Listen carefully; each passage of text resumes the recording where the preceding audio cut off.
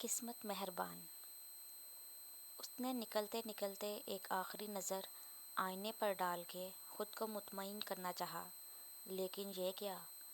Make up کرنے کے باوجود چہرے کی اداسی ذرا کم نہیں ہوئی تھی۔ اسے ایک بار پھر رونا آیا۔ If if! گالوں پر پھسلتے آنسوؤں نے اسے کوفت کا شکار کیا۔ سر جھٹک کر 2 ٹیشو پیپر ایک ساتھ نکالے اور چہرہ صاف کیا۔ پھر ذرا جھک کر بلش آن اٹھایا اور چہرے پر تھوپنے لگی کہ شاید گالوں کی مصنوعی لالی سے چہرہ تھوڑا کھلتا ہوا نظر آئے۔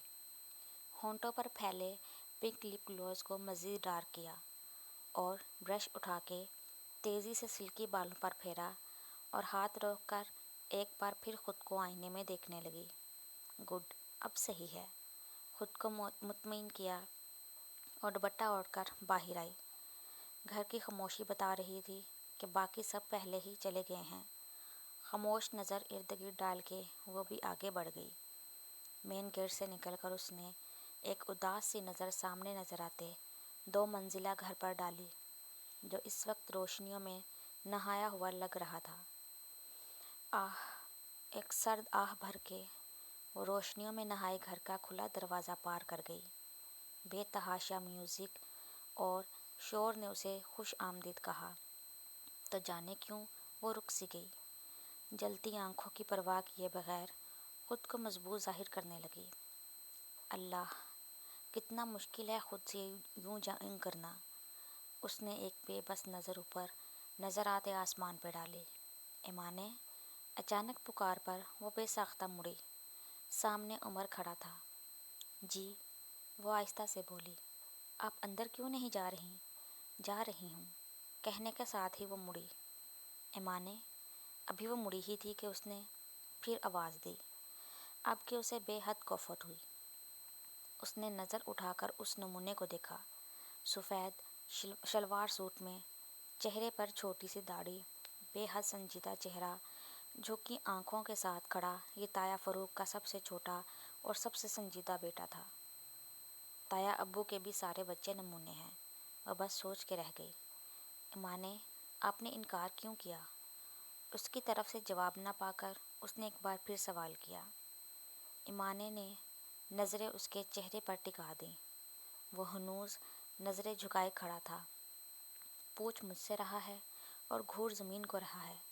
اسے ایک دم ہنسی آئی، لیکن ابھی وہ ہنسنے کا رسک نہیں لے سکتی تھی، کیونکہ مجھے انکار ہی کرنا چاہیے تھا، اس لیے انکار کیا۔ اس نے بہت سکون سے کہا۔ کیوں؟ کیونکہ مجھے یہی صحیح لگا۔ کیا انکار کی وجہ میرا احسن کا بھائی ہونا ہے؟ ہاں۔ اس کے ٹھوس لہجے میں کہنے پر سنجیدہ نظریں ایک سیکنڈ کے لیے اوپر اٹھیں، پھر دوبارہ زمین گھورو مہم شروع ہوئی۔ لیکن اس میں میرا کیا قصور؟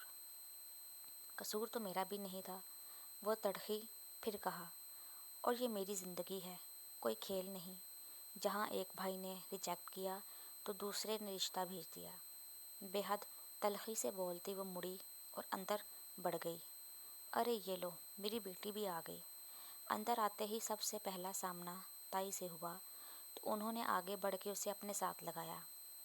اچھا ہوا ایمی تم آ گئی، ذرا میرے بال تو بنا دو، ثانیہ باجی نے دیکھتے ہی فرمائش کی۔ ارے بیٹھنے تو دو اسے، تائی نے بیٹی کو گھرکا۔ ارے اماں ٹائم کہاں ہے، اور یہ حنان کہاں ہے؟ حنان، ذرا اوپر کے روم سے گجرے تو لا دو۔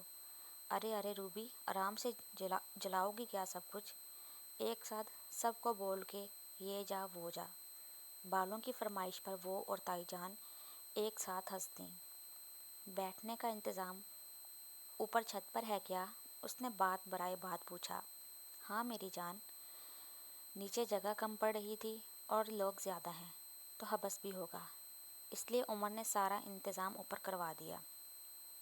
اچھا تم بیٹھو، میں ذرا انیسہ سے مل لوں۔ اسے جواب دیتی وہ اپنی کسی جاننے والی خاتون کی طرف بڑھ گئیں۔ وہ سر ہلا کر بے دھیانی میں بیٹھ گئی۔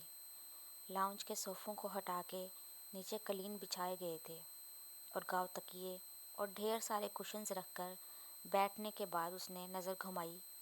اس کی طرح بہت سے لوگ ادھر ہی بیٹھے تھے، بس فرق یہ تھا وہ خوش تھے جبکہ وہ اس کی بہکتی نظر روما پر پڑی جو لاؤنج کے ساتھ والے روم میں کسی انڈین گانے پر ٹھمکے لگا رہی تھی اور ساتھ بے تحاشا ہنس رہی تھی۔